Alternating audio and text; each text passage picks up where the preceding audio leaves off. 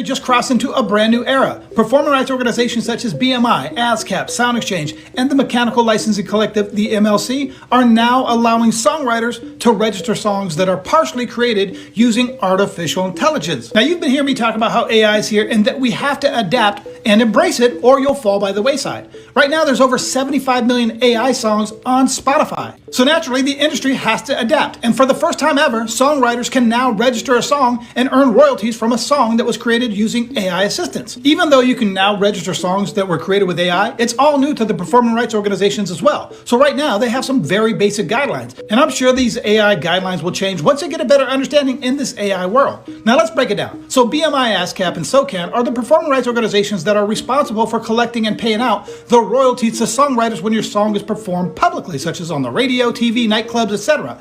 And now they're allowing songwriters to register partially AI-generated musical works. For clarity, a partially AI-generated musical work is defined as one that combines elements of AI-generated musical content with elements of human authorship. So for songs or works that are created entirely by AI, for example, no human contribution at all, are ineligible for registration, so you can't collect publishing royalties on those songs. So if you use AI tools, for example, generating melodic fragments, rhythmic ideas, or prompt-based AI outputs, but then you incorporate them into your composition, you shape them, you edit them, and transform them significantly, you likely meet the human contribution requirement.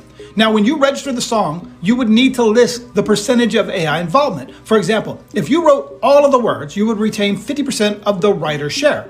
And if AI created all the music, then AI would retain 50% of that writer's share. Now, if the AI generated most of the composition, meaning you barely got involved, for example, you just pressed generate and it released the song, you may have problems meeting the human authorship thresholds, and the work may be deemed ineligible. Look, this is all new and there's a lot of kinks in the system, and it's vague as to what percentage of AI involvement is acceptable. It's a work in progress. You can also register the same way with the Mechanical Licensing Collective, the MLC. Now, this is the company that collects and pays out your mechanical royalties, which are the royalties that you earn every single time your song is downloaded on CD or vinyl and streamed on platforms like Spotify, Apple, and Amazon. Now let's talk about SoundExchange. This is the company that collects and pays out digital performance royalties to the artist anytime your song is played on digital or satellite radio, such as Sirius or iHeart. So SoundExchange is developing a global AI sound recording registry, allowing rights owners to reserve or declare whether their recordings may be used to train AI models. So you can now also register songs that used AI on their platform. So here's the question. If you co-wrote a song and you retain 50% of the writer share and AI generated the other 50%, now we know that you'll be paid your 50%,